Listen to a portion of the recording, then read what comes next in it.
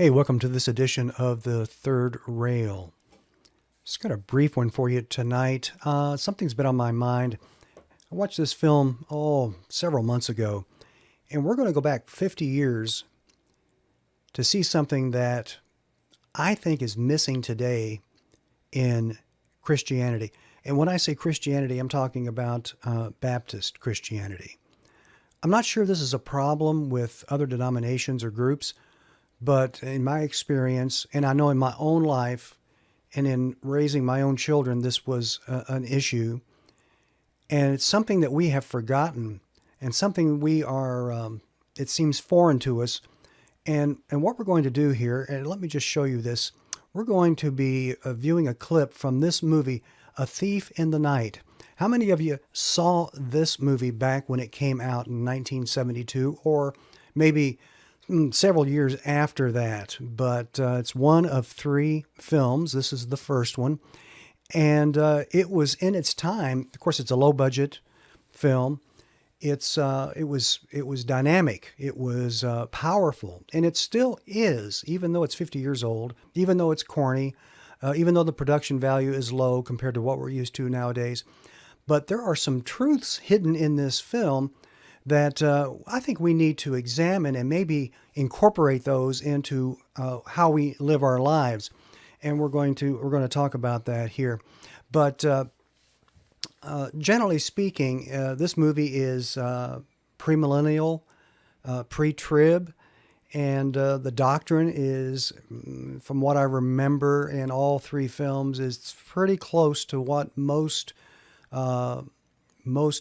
pre-trib Christians would believe, and that's what made it so powerful when it came out. And you can still see the film. I believe the clip I'm going to show you, the film was available for free on YouTube, and that's where I got the movie. I was able to download the entire film. And so we're going to show you a clip here, and then I'm going to ask you what we learn from this and what we generally don't do today that maybe we ought to be doing. So let me just set it up for you. It's a group of young people. They're out at the lake for the day. All right, they're out at the lake for the day. And so let's just watch it. It's a 2-minute and 22-second clip. And just let's hang in there and watch it right now. Surprised? That didn't work out the way that I wanted it to. When I uploaded the video to YouTube, they blocked it because of this clip from the movie A Thief in the Night.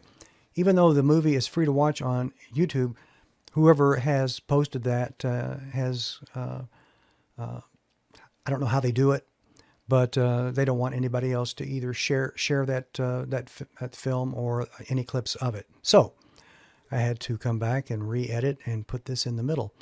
Now what I'm going to do is down in the description, I'm going to put the link to the movie, and it's going to start right at the point of the clip that you should be seeing right now. And so I want you to watch that, then come back here and finish the rest of this video. But to give you some background here, just to show you some screenshots, and I'm hoping that showing the screenshots doesn't do anything to block this. It's a lot of work to do this kind of stuff. So here's the group. They're down at the lake. They're out having fun. And I believe I mentioned that earlier. And then here is this young man. Now he is the head Christian. He has a role in the film. And here they're talking about the end times, rapture, life after death, things like that, and just chatting, having a good time. Here's this young lady. She just recently got saved, doesn't know anything, and she is learning and trying to figure out what's going on, but she has trusted Christ. This young man questions everything this guy, the Christian, is saying, and he's just has a lot of doubts about it. And then this guy here, he also is an unbeliever. And there are a couple of other ladies that I'm not showing you stills of, but they're also in the group. And he jokes around and claims that he is the Antichrist. So that's pretty much what's going on here with that. And watch the clip, come back, finish the video here, pause it, and then come back and finish, and so you can get the gist of the lesson that I'm trying to teach today. Thanks so much. All righty. I hope you enjoyed that little clip from that movie. And you're saying, Dave, what in the world did you show us that for? What was the purpose of all that? What did you notice about that? Now, let me just get right to the point. We had a group of Christians. Now, the young man speaking was obviously a notch above your average Christian, generally speaking. And in that group, there was another young lady who had just trusted Christ. She was there. The rest of those people were lost. Now, what's the point I'm trying to make? When we raise our children nowadays, what do we do? Do we tell them, hey, go out with your lost friends and go down to the lake and have a great time? Do we do that? Generally speaking, in my experience, no, we do not. We shelter our children and we protect them. We don't like the public schools. Now, I have to agree, the public schools are a disaster. I believe public schools in general should be closed. They don't serve any purpose other than babysitting, but they're definitely not in the business of education. So you have protected your kids. You have sheltered them. You only go to church and hang out with other people at the church. And what do? You raise children that when they get old enough to go out on their own, what happens when they get out into the world? Do they know how to live as a Christian in the world since we've sheltered them from that? So now the people in this film were not probably high school age. They look a little older than that. But you get my point. We don't want our children associating with the lost. Now, there's sometimes you have to use some judgment in that, of course. You don't want them going to wild parties and things like that, or whatever. But the point is this, and there are several instances in this film that show where Christians and the lost, their friends, can openly discuss the Bible. They can discuss prophetic events. They can discuss life after death. And you say, well, that's really unusual. Real people don't do it that way. I know, because we don't do it. We don't do it. We don't have our kids doing that. We are wasting opportunities because we have got this mindset that we need to be isolated from everybody. And then when our young people get old enough, and you know what, there's been some reports out, I haven't read them, but our young people for the last, I'm not sure how many years, are falling away from coming to church. You know why? Because it's not real. It's not real to them. It's because we've protected them their whole life, and now we have cast them out. They have to go out, they have to grow, they have to have a life, and they don't know what to do. They've never been experienced at that. And usually when that happens, when they get older, they'll go out and they will fall into the world and they will fail as in their Christian life. Now, they're still Christians, of course. If they got saved when they were younger, they're Christians. But we have protected our young people. We don't challenge them to live a Christian life in front of their lost friends. We don't encourage them to go out with their lost friends and have fun together, because we don't want them around lost people. Now, the truth of the matter is this. The lost, if you are nice about it and you don't come off as a jerk when you're talking to people about the Lord, most people accept that, and just, if they don't agree with it, they're not going to agree with it. You saw that in that clip where they didn't really believe what he was saying. That's fine. But he is still presenting the truth of the Scriptures. Whether they believe it or not is not important. What's important is that we can live amongst them and give the gospel in a pleasant way. I'm going to be doing a video on street ministry. And I'll just say this right now. I have seen videos, and possibly you have too, of street ministers on the street representing Christ, who stand up in public and berate and insult people that walk by and listen to them. And we wonder why people don't want anything to do with Christians, because we don't live it as a real part of our life. It's like something we put on when we go to church and we take it off. We don't live it 24/7. We don't teach our children to do that. It was told to me years ago that it was better probably for a young person, a Christian, to go ahead and go back to public school and learn how to deal with their friends and to be a witness and to grow tough because of what's going to happen, because that's life. We have sheltered our young people from life, and they don't do that. My wife received, within the last year or so, possibly since COVID started and the lockdowns and so forth, she received two, and this is not uncommon. I've heard of this. There are people on Facebook who have posted this. Two personally handwritten letters, full page handwritten letters, nice letters sent to her. I don't know how they got her name. I don't know how they got the address, but they did. And that's the way they're trying to come across. That works. The Mormons do that. They become friends with people. This is how they did it. When we left Reno, I had an associate that was a Mormon, or is a Mormon, and we went back and forth all the months that we were together and saw each other and so forth. I'd witness to him, and he'd try to influence me and so forth. It was always cordial. We're still friends today. He's still lost. I still witness to him when I can. So when we left Reno, we were packing up to move to Las Vegas, and he says to me, "Is there anything, Dave, that I can do for you?" I said, "Well, yeah, you can come down and unpack my truck for me." He says, "Really? When are you going to do that?"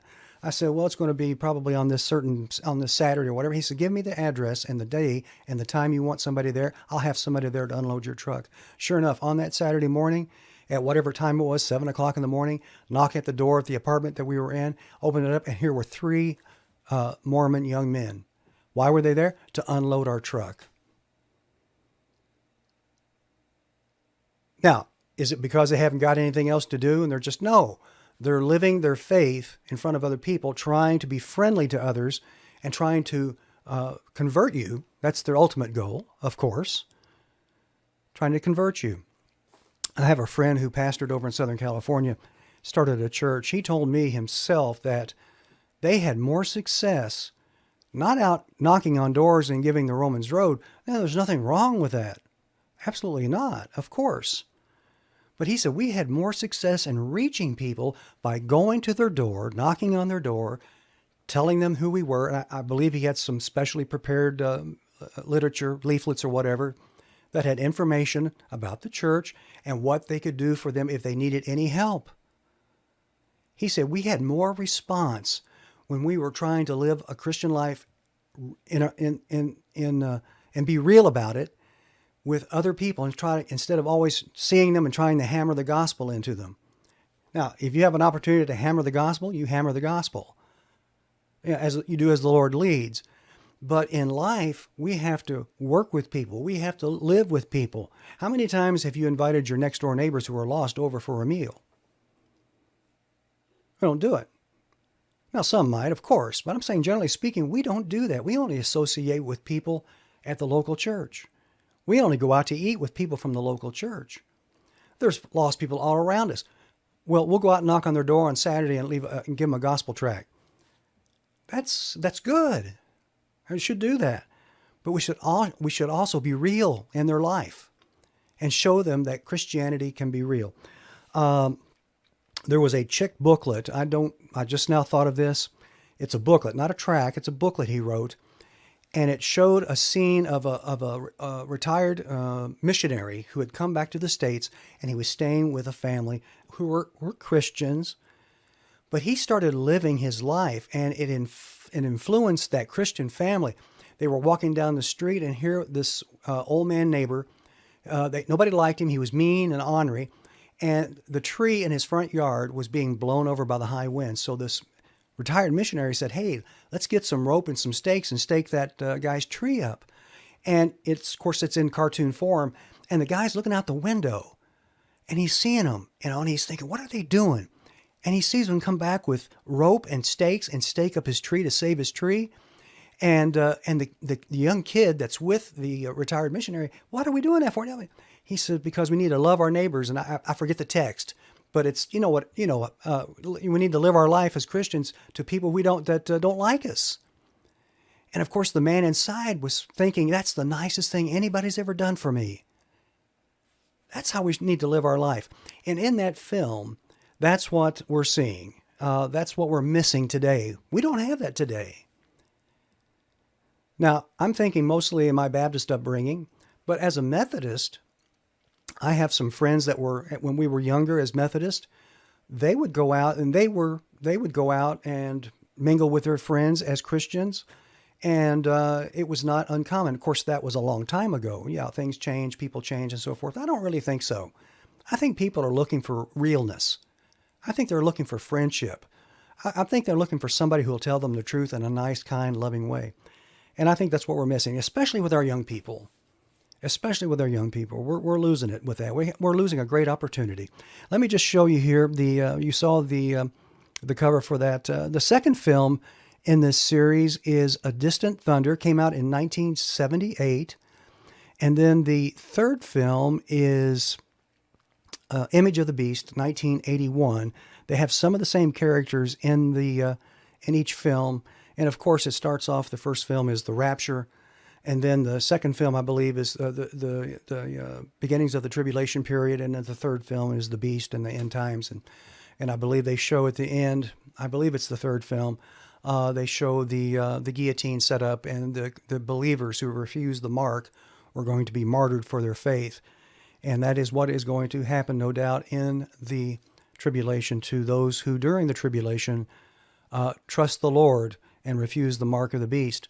And so it's a good film series, still available. You can get it on, I think, even on DVD. But sometimes maybe it's these other films might be free on YouTube. I don't know. But that's my point. We just need to be real. We need to have our children be real so that when they grow up and go out of the home and we're not there to watch over them, they know how to live their Christian life in front of the coworkers and friends and so forth, their neighbors, as they grow and live their life. So that's it, folks. That's all I've got for you. Just a short one tonight. I hope it's a help to you. I hope you can see the truth in what I'm trying to say. God bless you. Take care. We'll see you in the next time.